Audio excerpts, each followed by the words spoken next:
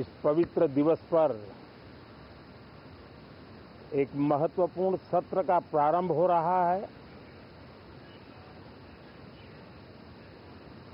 और सावन के इस पहले सोमवार को मैं देशवासियों को बहुत बहुत शुभकामनाएं देता हूं। आज संसद का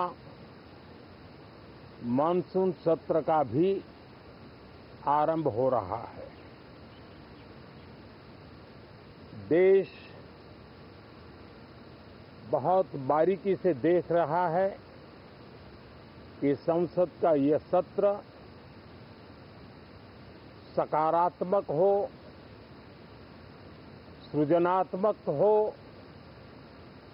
और देशवासियों के सपनों को सिद्ध करने के लिए एक मजबूत नींव रखने वाला हो। साथियों, भारत के लोकतंत्र की जो गौरव यात्रा है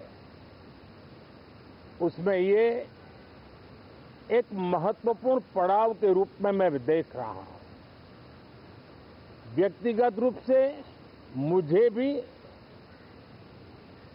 हमारे सभी साथियों को भी ये अत्यंत गर्व का विषय है कि करीब 60 साल के बाद कोई सरकार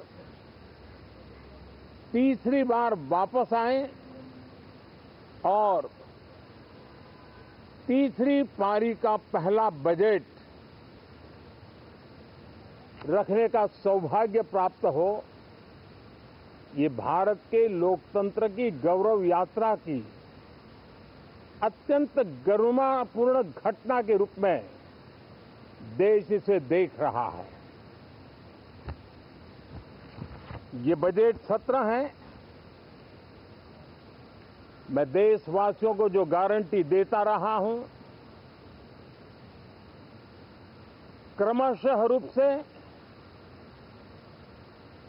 उन गारंटियों को जमीन पर उतारना, इस लक्ष्य को लेकर के हम आगे बढ़ रहे हैं। ये बजट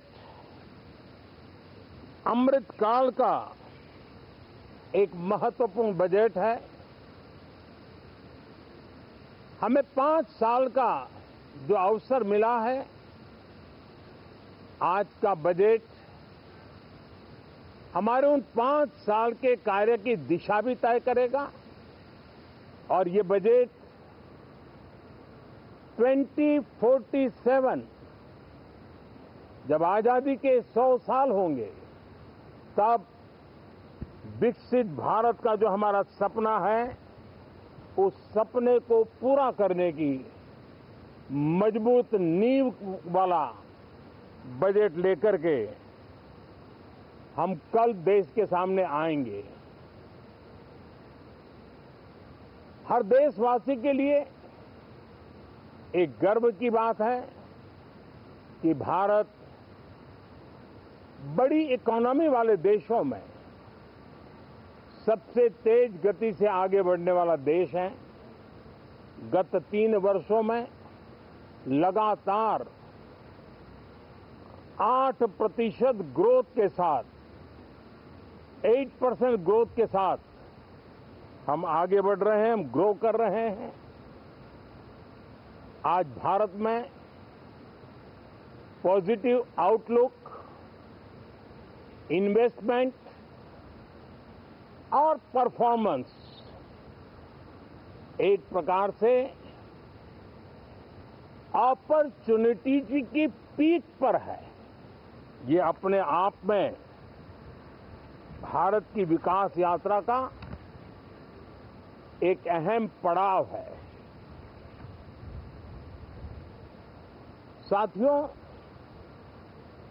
मैं देश के सभी सांसदों से, किसी भी दल के क्यों न हो, मैं आज आग्रहपूर्वक कहना चाहता हूं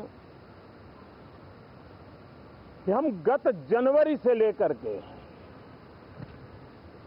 हम लोगों के पास जितना सामर्थ्य था उस सामर्थ्य को लेकर के जितनी लड़ाई लड़नी थी लड़ ली। जनता को जो बात बतानी थी बता दी। किसी ने राह दिखाने का प्रयास किया, किसी ने गुमराह करने का प्रयास किया, लेकिन अब वो दौर समाप्त हुआ। देशवासियों ने अपना निर्णय दे दिया। अब चुने हुए सभी सांसदों का कर्तव्य है, सभी राजनीतिक दलों की विशेष जिम्मेवारी है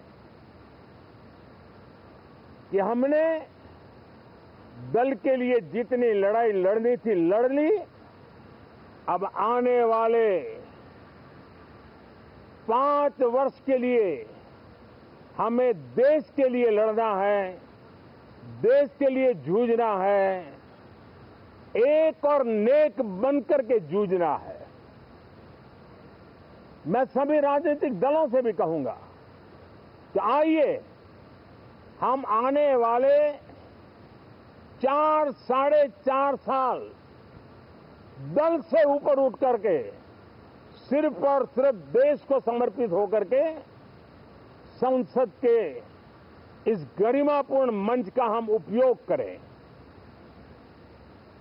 जनवरी 29 जब चुनाव का वर्ष होगा, आप उसके बाद जाइए मैदान में, सदन का भी उपयोग करना है कर लीजिए।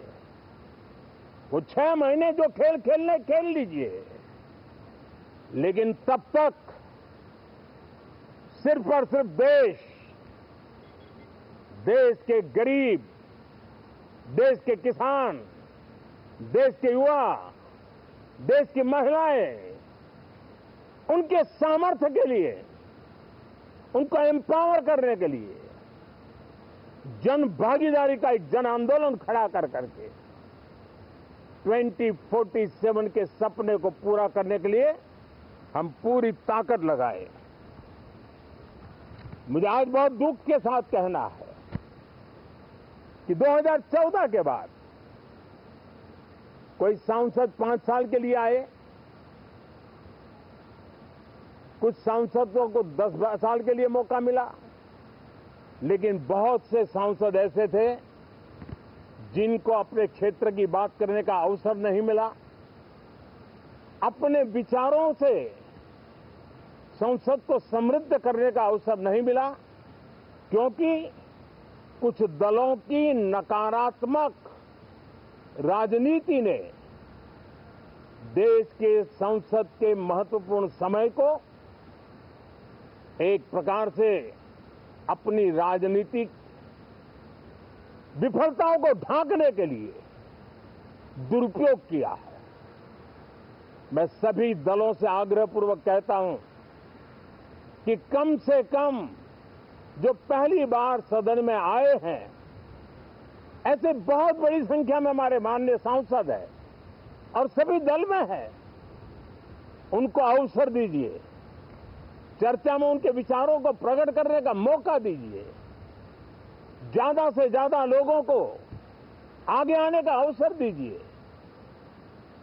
और आपने देखा होगा कि पार्लियामेंट के नए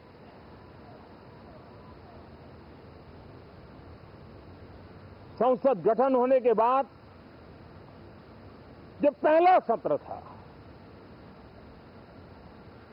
140 करोड़ देशवासियों ने बहुमत के साथ जिस सरकार को सेवा करने का हुक्म किया है देशवासियों ने, उसकी आवाज को कुचलने का और लोकतांत्रिक प्रयास हुआ।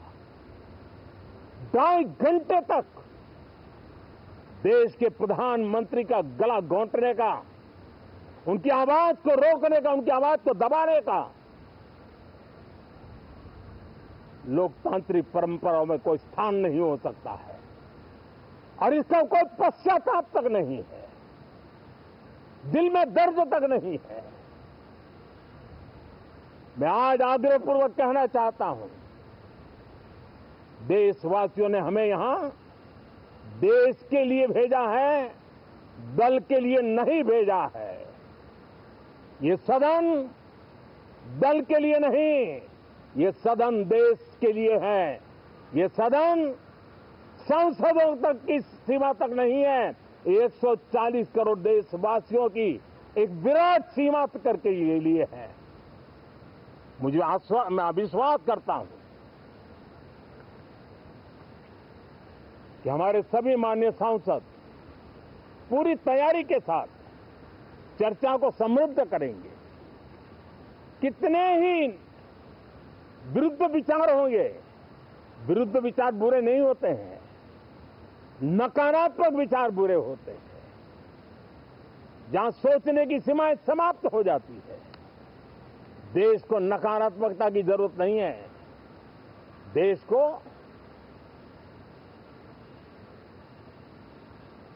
एक विचारधारा, प्रगति की विचारधारा, विकास की विचारधारा, देश को नई ऊंचाइयों पर ले जाने वाली विचारधारा से हमें आगे बढ़ाना होगा।